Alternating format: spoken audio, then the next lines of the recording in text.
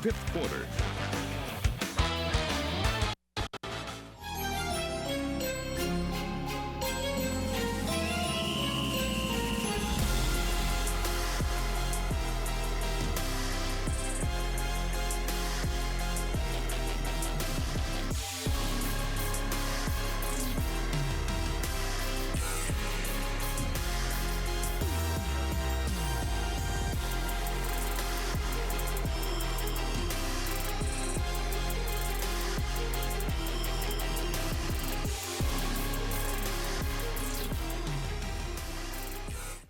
With the calendar turning to November, our attention has turned to the high school football playoffs, as tonight was the opening night of the postseason. And we thank you for tuning in to the Dean Trailways fifth quarter. I'm Ian Kress. And I'm Haley Schoengart. Our big game was a matchup we saw exactly 2 weeks ago. Hazlitt went on the road and took down Parma Western 21-18 in week 8.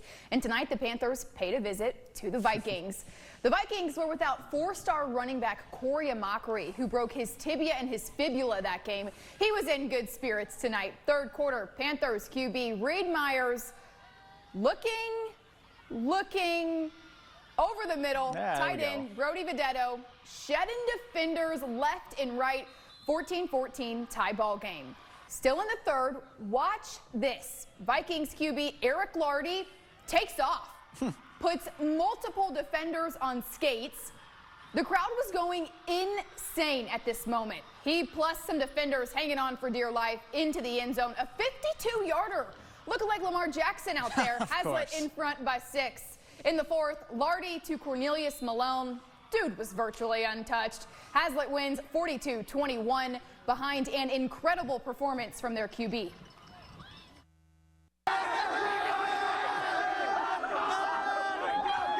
Hey, you know what? That's a senior stepping up, right? You know, he knows, hey, any week could be his last. And he stepped up. He's been a great leader for us all season and really put on a performance tonight. And it's most of the year it's been with his arm, but tonight, he put us on his back with his legs and just did a great job. Proud of that young man.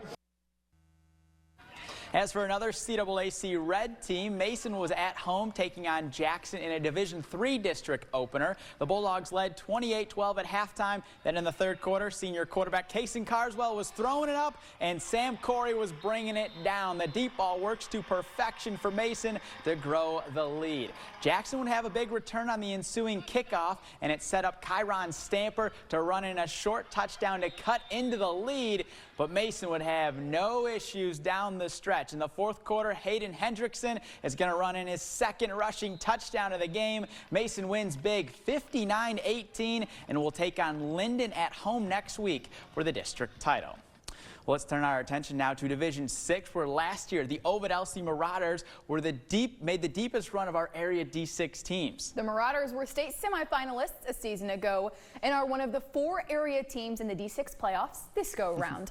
We bring in the rest of our team to Sharian McBroom and Tyler Drazinga with more on the round 1 matchups. Hey, guys.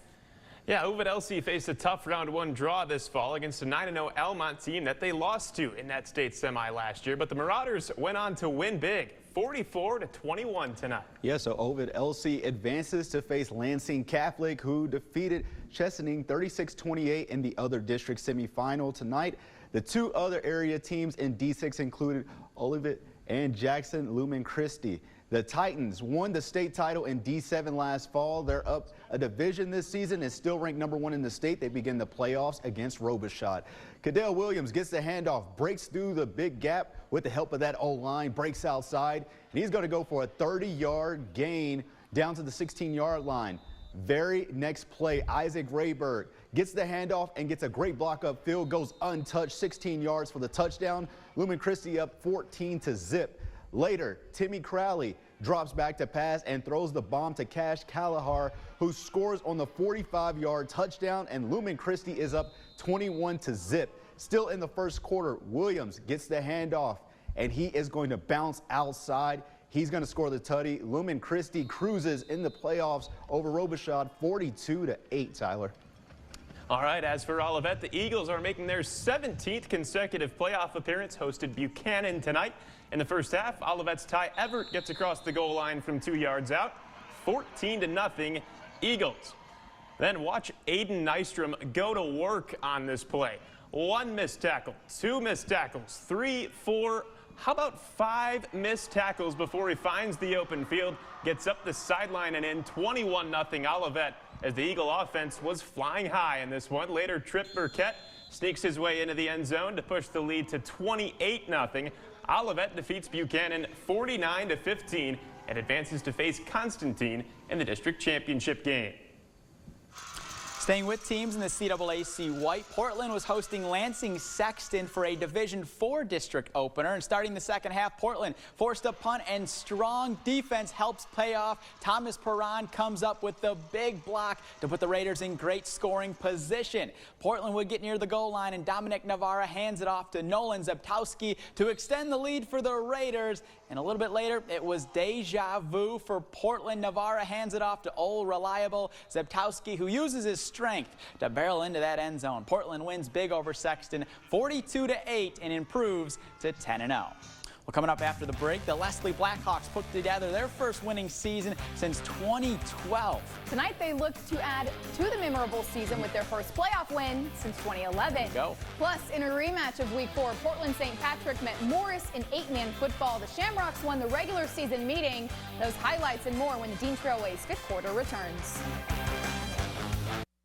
Look for the U.S. Army Fan Zone each week at the 6 Sports Game of the Week. Try your skill at games.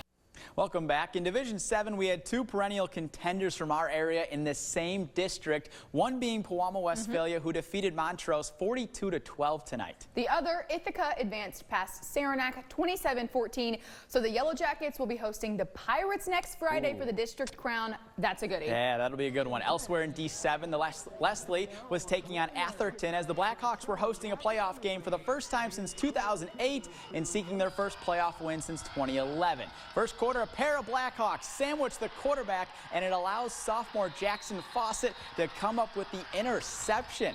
Later in the first quarter, it was another sophomore making a big play. Leslie standout quarterback Joel Cranmore on the QB keeper runs in the first score of the game. The Blackhawk defense was on the attack tonight. On 4th down, Tanner Croft eats up the quarterback and allowed the offense to cook up this beauty. Cranmore is going to take a shot deep to the end zone, and sophomore Braden Johnson comes down with it. The sophomore class was making plays all night long for Leslie, who takes down Atherton 49-7 for the program's first playoff win since 2011. Well, the Eagles welcomed in the Rockets for tonight's matchup. Fowler was all gas, no brakes. First quarter, Eagles Jacob Hoffman with a QB keeper. Check out the spin move. Hey. Fowler up 7-zip. Hoffman is a man that can get it done in the air as well. He connects with Ben Cohagen. Nothing but green grass and some opportunity there. 14-0 Fowler. Like I just said, all gas, no brakes for the Eagles. Why break? Second quarter, Hoffman pitches it to Ford Phillips.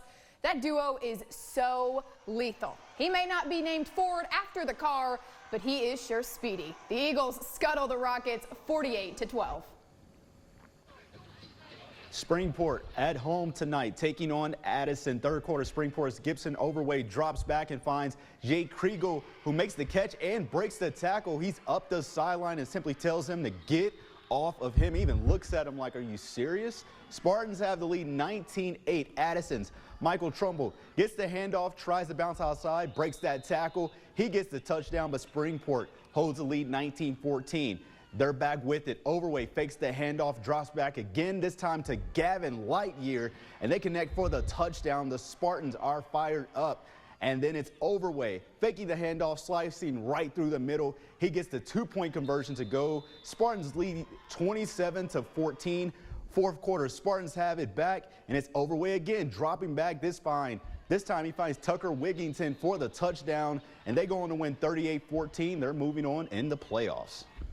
Well, from Division 8 to 8-man football, the MSAC Red Conference Championship was shared by 3 teams this season: Fulton, Portland St. Patrick, and Morris. Yeah, and 2 of those teams met in the first round of the playoffs tonight, with Morris hosting Portland St. Patrick. Yeah, the Shamrocks won the regular season meeting between these two 29-12. Tonight's game was tied at 8 after 3 quarters, but then things got wild. Early in the fourth, Wyatt Cartier intercepts the pass and returns it down inside the 10.